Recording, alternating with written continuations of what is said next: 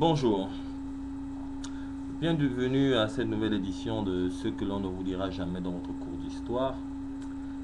Alors aujourd'hui nous allons parler encore d'un sujet qui pourra, euh, qui pourra entraîner beaucoup de recherches et, et qui va encore estomper, en fait, qui va encore vraiment étonner les gens. Parce que même moi-même j'ai été tellement étonné parce que c'est quelque chose que j'ai toujours admiré. Alors, je tiens à vous rappeler que le concept en fait, le but de mon concept de vidéo, de choses que l'on ne verra jamais dans les cours d'histoire, c'est simplement euh, obtenir des informations cachées euh,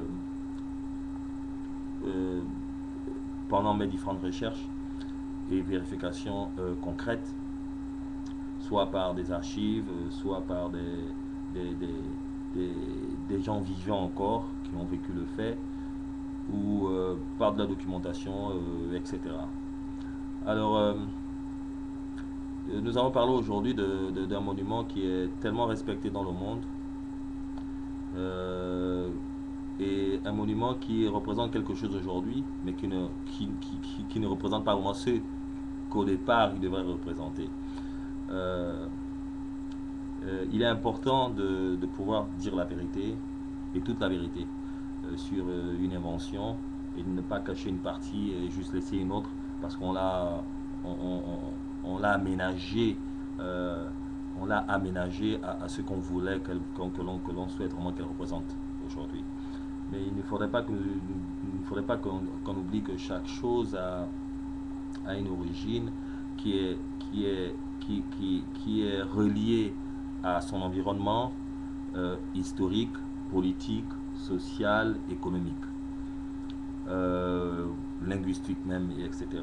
Donc, et surtout lorsque l'on parle de l'art, un objet artistique n'est pas fait du jour au lendemain. C'est quelque chose que l'on conçoit par des petits sketchs au fur et à mesure et qu'on développe. Et après que peut-être on présente aux gens et certaines personnes voient cette chose, et etc. Surtout quand on parle d'un objet d'art.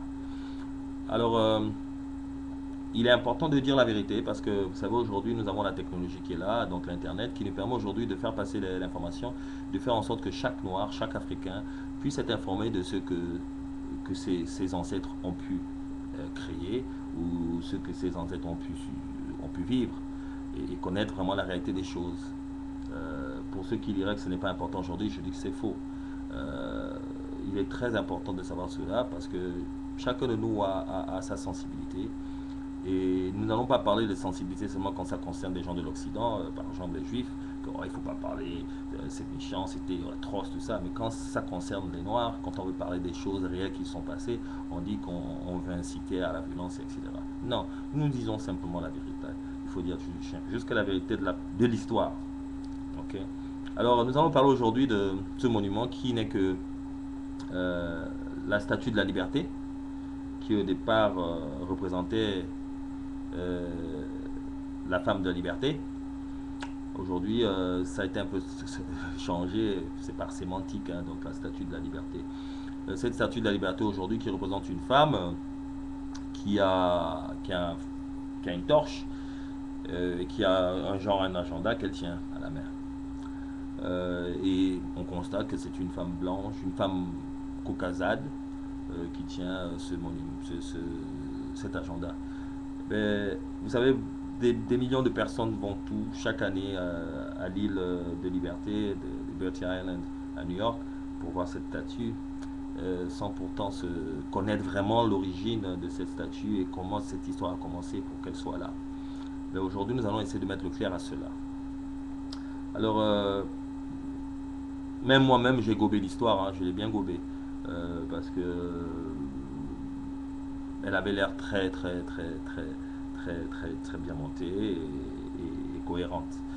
Alors, la statue de la liberté, on nous a toujours appris, enseigné que elle représente l'esprit libéral des États-Unis, l'opportunité donnée à tout un chacun de venir sur cette terre et réussir, car c'était un pays libre. Mais lorsque nous regardons la statue et que l'on reste dans le cadre, le contexte historique, donc soyons politiquement corrects, ça ne cadre pas avec le langage qui est aujourd'hui communiqué.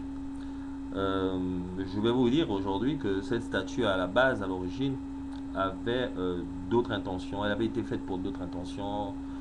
C'était un cadeau.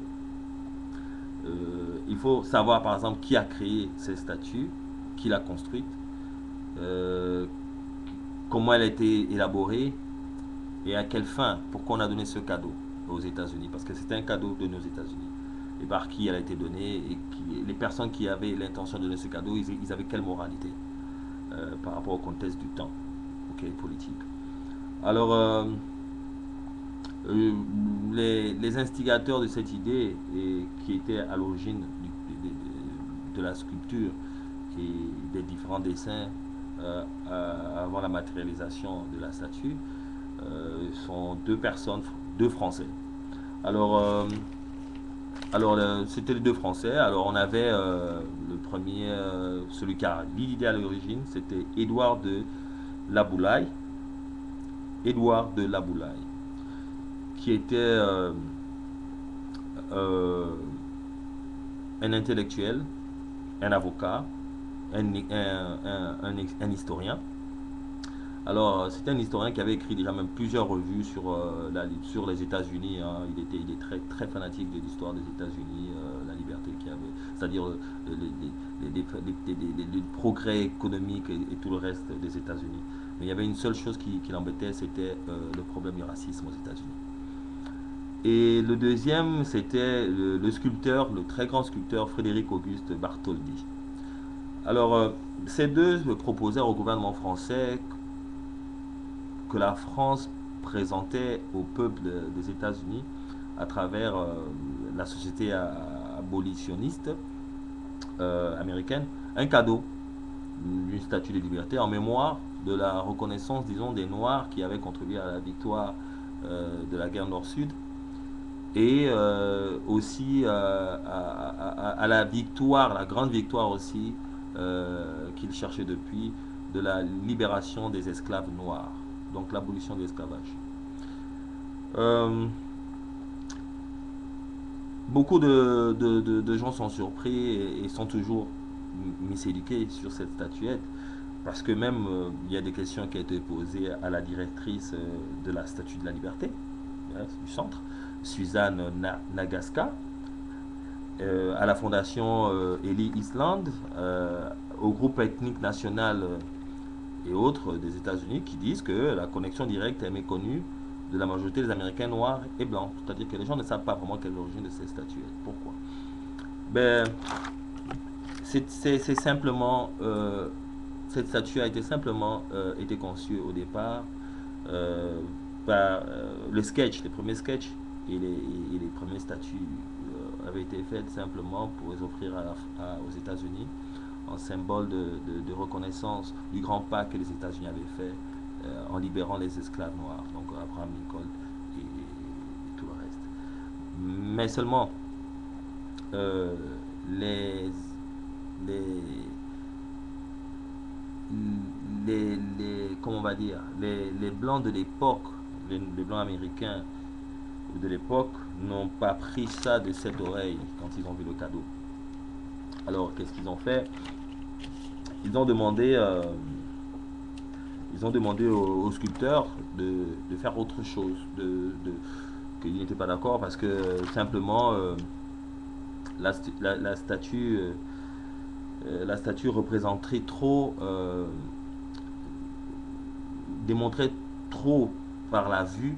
euh, on voyait les chaînes brisées au niveau de la main gauche, au niveau de la main gauche et au niveau des pieds, on voyait les chaînes brisées et cela représentait trop la liberté. Ça prenait trop la liberté. Et surtout qu'il faut rappeler que les nordistes et les sudistes venaient de terminer leur guerre et les nordistes avaient battu les sudistes alors que les sudistes étaient les grands esclavagistes. Vous voyez, les nordistes avaient aboli l'esclavage avant les sudistes. Et ces sudistes-là maintenant se voient maintenant battre par les nordistes qui ont été aidés par les noirs. Donc vous voyez, ça ne les enchantait pas beaucoup. Donc ils ont dit non, non, non. Malgré le fait qu'on a battu les sudistes, mais vous savez, ils se sont réunis financièrement et tout ça, et les Sudistes les ont influencés, et on dit non, ça ne nous plaît pas ça, hein, qu'on représente la liberté de cette manière, et avec une femme noire, et ça va nous rappeler tout le temps que ce sont ces esclaves-là qui étaient à nous, qui étaient nos objets, qui sont venus après encore vous aider à nous battre. Et c'est simplement comme ça que le changement a été fait. Donc ils ont changé, parce que là où il y avait l'agenda aujourd'hui, c'est là où il y avait la chaîne brisée, et au niveau des pieds, il y avait des chaînes brisées aussi. Et ça représentait une femme noire. Et la torche, c'était métaphorique, qui représentait qu'il brûlait les lois des anciens ordres. Et on venait maintenant avec un nouvel ordre, une logique de la liberté, et c'était ces noirs qui avaient été libérés. Alors, il faut vraiment voir, c'est pourtant un problème très simple, mais il faut que vous soyez conscient que ces blancs suprématistes, voilà, ne voulaient pas entendre ce genre de choses. Et jusqu'à aujourd'hui, nous avons toujours, vous allez même dans les encyclopédies, si on vous demande qui a été à l'origine de l'ampoule ou tout le reste, vous ne verrez pas dans un livre que c'est Thomas, que c'est un noir qui est à l'origine, ou le feu rouge, enfin le feu de signalisation. Donc ce n'est pas actualisé dans les encyclopédies, etc. Donc c'était simplement pour vous dire que beaucoup de choses ont été tellement falsifiées. Donc comme Beethoven l'avait dit, what you see is not what you get. C'est terrible parce que vraiment ce que l'on voit n'est pas toujours ce qui est. Et il faut être conscient de cela et pouvoir développer sa pensée critique. Et il y a des preuves, hein, parce que vous savez, lorsque l'on fait de quelque chose d'artistique, ben, on laisse des traces, on a des petits sketchs. Alors à l'origine, vous voyez, la statuette, bon, comme je vous disais, a été faite par René Lefebvre de la Boulaye, qui est là. Et vous allez voir qu'à l'origine, donc, c'était ça, la statue de la liberté. Ok? Donc c'était ça, la statue de la liberté. Vous avez une femme noire qui était libérée. Et après, ils l'ont transformée en ça. Mais ce qui est marrant, c'est quand ils ont fait la nouvelle transformation, ils ont quand même laissé toujours les chaînes. Parce que quand vous allez au lieu de la statue de liberté, vous allez voir au moins 3 à 4 rouleaux des chaînes qui ont été quand même toujours sculptés. Parce que je crois que là, quand même, le sculpteur les a un peu eus, quoi. Parce qu'il n'a pas pu exprimer jusqu'à la fin son idée, mais il a quand même laissé une petite trace pour exprimer son idée d'origine. Et vous pouvez aller voir le modèle original de la statue de la liberté avec les chaînes brisées au pied et à sa main gauche au musée de la ville de New York. Au musée de Museum of the City of New York, qui est sur la 5th Avenue, qui est sur la 5e Avenue et la 103e rue. Ou bien vous pouvez appeler au 212 534 1672, l'extension 208, et vous pourrez vérifier l'information. Ou encore, vous pouvez aussi aller sur Internet, vous vérifiez le New York Times Magazine Part 2 du 18 mai 1986.